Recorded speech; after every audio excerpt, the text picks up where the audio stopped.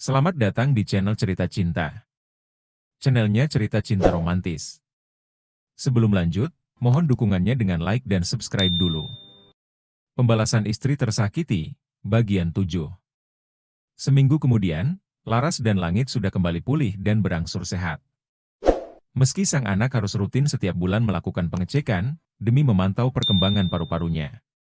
Berkat nasihat dari Aiman, Laras sudah jauh lebih membaik, tidak terus-menerus berlarut di dalam kesedihan. Aiman mengantar Laras, Langit, Bayu, juga Kiara menuju Jakarta, di mana tempat sang kakak tinggal. Mereka akan tinggal bersama, untuk menghindari trauma yang akan kembali muncul. Bayu sangat tahu, jika Laras berada di lingkungan itu, sudah pasti sang adik malah semakin drop, dan bisa menjadi depresi. Jadi untuk menghindari itu, sang dokter juga mengusulkan untuk menjauhi tempat-tempat yang membuat sakit hati itu kambuh. Bu, kok kita nggak pulang ke rumah? Nanti kalau ayah nyariin kita gimana? Kan, rumah paman dan bibi jauh sekali dari rumah kita. Kasihan ayah, Bu, ucap Langit menatap Laras. Semua orang terdiam. Mereka tidak tahu harus menjawab apa, sehingga Iman kembali menjadi seseorang yang bisa mengendalikan keadaan. Langit, sayang. Untuk sementara, tinggal di rumah paman dan bibi dulu ya. Soalnya ayah Langit lagi kerja jauh banget, jadi nggak bisa pulang setiap hari. Kalau Langit berdua di rumah sama ibu, nanti pas ada orang jahat, bagaimana? Siapa yang mau tolongin Langit sama ibu, em? Nah, kalau Langit tinggal sama paman dan bibi pasti aman. Mereka bisa bantu Langit sama ibu, jika ada orang jahat yang mau menyakiti kalian. Bayu tersenyum menoleh ke arah Aiman. Pria itu memang memiliki 1000 cara untuk bisa menenangkan Langit. Ketika semua orang tidak memiliki jawabannya.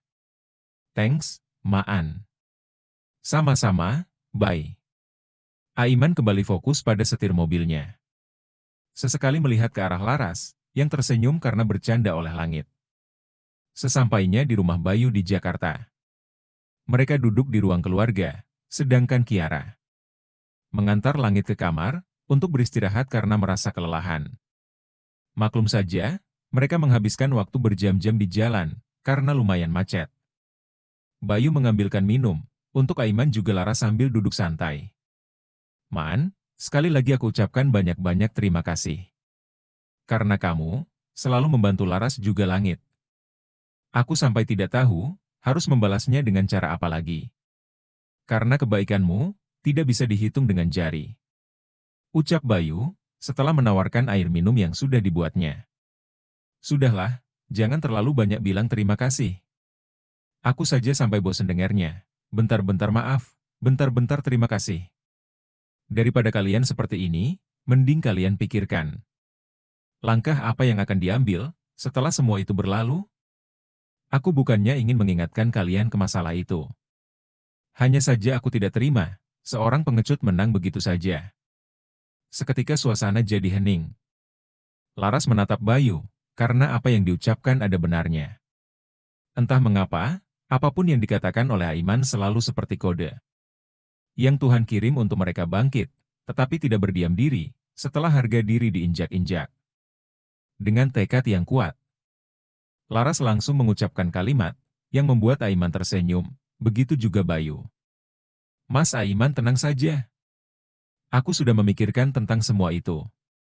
Mungkin dulu aku lemah, karena memikirkan tentang anak-anak, tetapi sekarang tidak lagi. Anakku yang sudah dinantikan kelahirannya, harus tiada, akibat ulah ibu mertuaku sendiri. Lalu dengan seenak jidat, suamiku sendiri telah menginjak-injak harga diriku. Untuk itu, aku bersumpah. Aku akan membalaskan dendamku terhadap keluarga Mas Jeffrey dengan kesuksesan. Aku akan tunjukkan pada mereka. Jika aku bisa sukses berkali-kali lipat dari mereka, dan membuat mereka mengemis dengan sendirinya di hadapanku. Ya, kau benar, Dek. Kakak akan bantu kamu. Kita tunjukkan pada mereka, kalau kita bisa sukses, hingga mereka tidak bisa menginjak harga diri kita lagi. Kamu jangan khawatir, Dek. Ada kakak di sini, yang akan selalu membantumu. Kita tunjukkan, sebesar apa kekuatan adik dan kakak ketika disatukan. Kakak yakin, Kelak mereka akan terkejut akan kesuksesan kita. Sampai-sampai mereka bertekuk lutut meminta maaf. Ini yang Aiman tunggu-tunggu dari mereka berdua. Cara seperti ini merupakan jalan terbaik untuk membalaskan dendam tanpa harus menyakiti. Kesuksesan seseorang yang dihina jauh lebih terhormat daripada kesuksesan seseorang yang hanya tahu dihargai tanpa tahu caranya menghargai. Good. Aku suka kekompakan kalian ini. Terus, langkah selanjutnya kalian mau usaha atau buka bisnis apa? Lalu, bagaimana tentang rincian modalnya? Apakah kalian sudah kepikiran? Laras menatap Bayu. Mereka menggelengkan kepalanya, yang malah membuat Aiman tertawa kecil. Tekad yang kuat, tiba-tiba melemah, ketika sudah membahas tentang modal usaha. Sudahlah, kalian gak usah langsung pesimis gitu. Mana semangat kalian yang tadi? Masa? Cuma karena modal aja langsung melemah. Udah, tenang saja. Aku akan meminjamkan modal kepada kalian, berapapun itu sampai kalian sukses. Jika gagal, kita coba terus. Sampai tiba saatnya kalian merasakan, hasil dari buah kesabaran juga perjuangan. Kalian cukup pikirkan, usaha apa yang ingin kalian bangun. Setelah semua dirinci dengan baik, aku akan mencairkan modal, sesuai sama yang kalian butuhkan. Aku percaya, usaha kalian tidak butuh waktu lama, bisa langsung melejit. Semua itu karena kalian memiliki kekuatan kasih sayang, yang tidak semua orang miliki. Percaya sama diri sendiri, kalian pasti bisa. Semangat! Mata Laras berkaca-kaca, mendengar kebaikan Aiman yang luar biasa.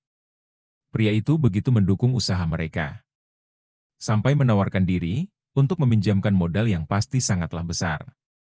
Entah apa yang harus dikatakan, Laras dan Bayu hanya mampu berterima kasih. Karena Tuhan begitu baik, mengirimkan malaikat baik seperti Aiman.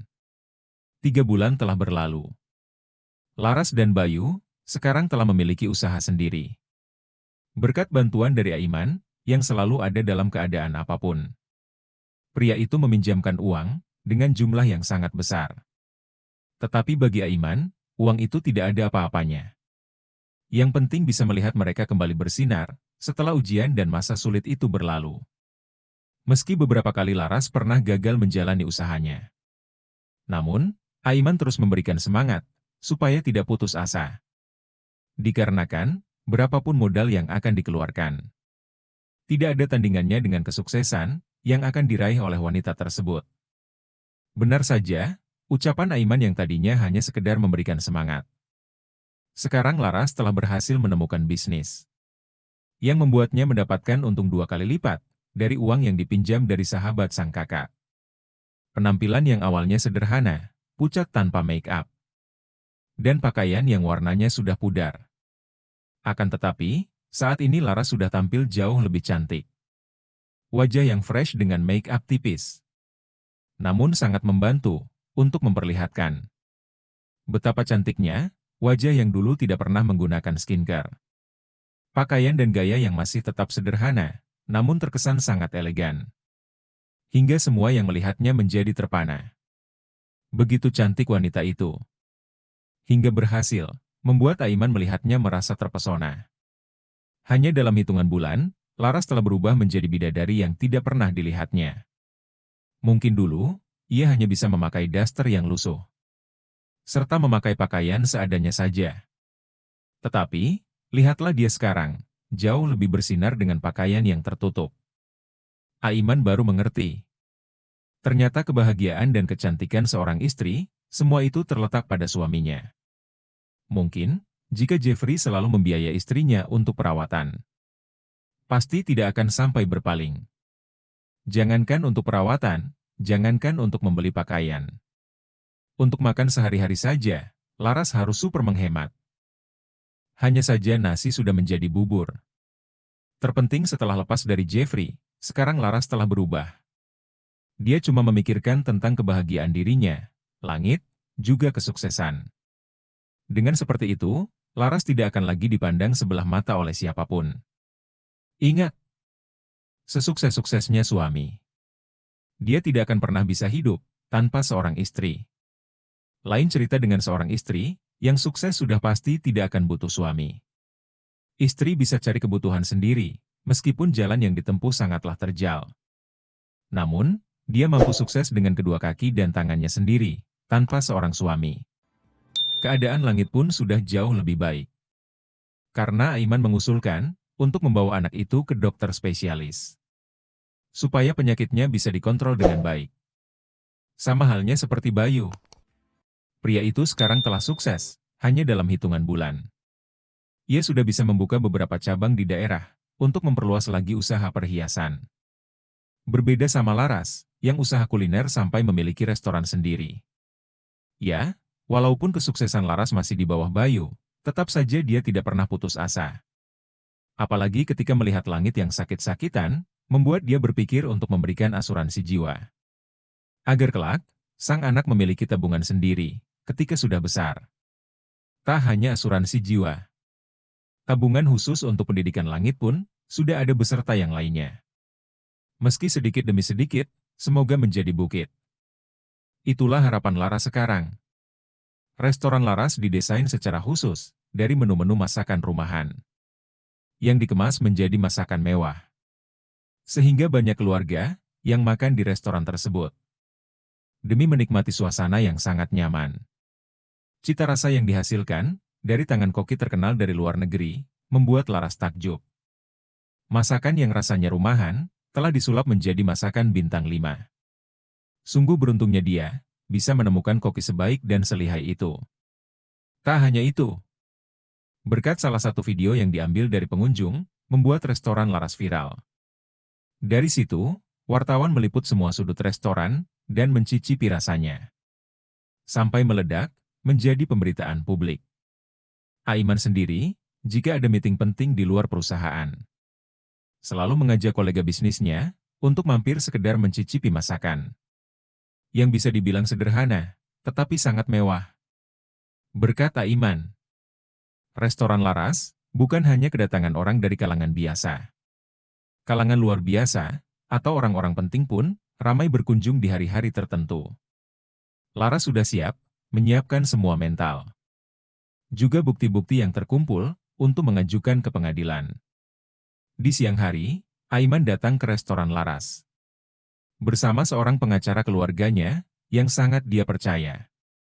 Mereka meeting di ruangan Laras, sambil meminta keterangan. Alasan apa saja wanita itu ingin menggugat sang suami. Kemudian apa saja yang dilakukan Jeffrey terhadapnya, selama berumah tangga dan masih banyak lagi. Jadi gimana, Pak? Apakah semua bukti itu sudah cukup, buat dibawa ke persidangan nanti? Saya tidak mau, Mas Jeffrey menang. Dan tolong persiapkan hak asuh langit, agar jatuh ke tangan saya. Ucap Laras penuh ketegasan. Sepertinya sudah cukup, Saya akan pelajari dulu kasus ibu ini, sambil saya ajukan surat perceraian. Jika ada apa-apa atau masih ada bukti lain, kabari secepatnya saya saja, Bu. Insya Allah, semuanya akan aman. Kita berdoa saja, agar proses perceraian tidak panjang. Dan hak asuh langit ada pada Ibu Laras, jawab pengacara dengan percaya diri. Tidak perlu khawatir, Ras. Pengacaraku ini, insya Allah bisa membantu kamu. Untuk segera lepas dari Jeffrey. Intinya kamu sabar, berjuang, dan berdoa, oke? Ucap Aiman tersenyum kecil. Iya, Mas. Aku percayakan semuanya pada Allah dan kalian. Semoga prosesnya segera selesai, karena aku ingin hidup bebas, tanpa ada ikatan dengan mereka, jawab Laras serius. Aku paham, sekarang kamu fokus sama usahamu. Besarkan usahamu buat cabang baru, sampai kesuksesanmu ini, bisa menjadi bola api untuk mereka. Dengan begitu, mereka akan langsung kepanasan. Akibat penyesalan yang tidak akan bisa diubah, atau diperbaiki. Balas Aiman menyemangati. Ya, benar kata Pak Aiman, Bu. Jika seseorang berniat jahat pada kita, tugas kita harus membalasnya. Namun dengan catatan tidak menyakiti seperti mereka menyakiti kita. Tetapi perlihatkan pada mereka, kalau ibu bisa hidup jauh lebih bahagia, dan sukses dari mereka. Sahut pengacara menambahkan. Laras tersenyum lebar, menatap kedua pria itu.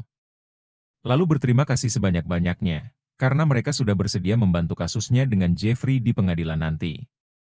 Terutama Aiman yang sangat baik. Selepas meeting selesai, mereka bertiga makan makanan spesial yang telah dihidangkan di restoran Laras. Pengacara saja sampai terkagum-kagum akan rasa dari masakan rumahan yang khas. Tetapi bisa berubah drastis menjadi makanan terenak yang dia makan selama pergi ke restoran makan lainnya. Setelah selesai makan siang, sang pengacara berpamitan lebih dulu meninggalkan restoran Laras. Kemudian tak lama Iman pun berpamitan untuk pulang ke rumah, sesekali menawarkan sesuatu yang membuat wanita itu terkejut. Ya sudah, aku pulang dulu ya, Ras, ucap Aiman berdiri dari kursinya. Iya, Mas. Sekali lagi terima kasih banyak loh, selama ini Mas sudah membantuku dan Kak Bayu. Pokoknya, aku tidak akan melupakan semua kebaikan Mas. Jawab Laras sambil ikut berdiri. Santai aja, kamu sukses juga hasil usahamu kok. Bukan karena pertolonganku. Ingat, masih ada Allah yang senantiasa ada bersama kita. Oh, ya? Nanti malam kamu ada acara? Tanya Aiman. Tidak ada, Mas. Kenapa memangnya? Tanya Laras penasaran. Bersambung.